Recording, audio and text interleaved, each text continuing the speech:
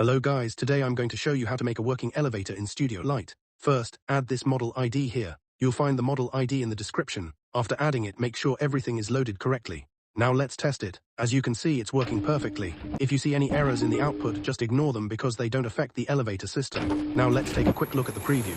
This is how the finished elevator will look after we're done. It has smooth movement, clean animations, and a modern feel. The final result looks really nice.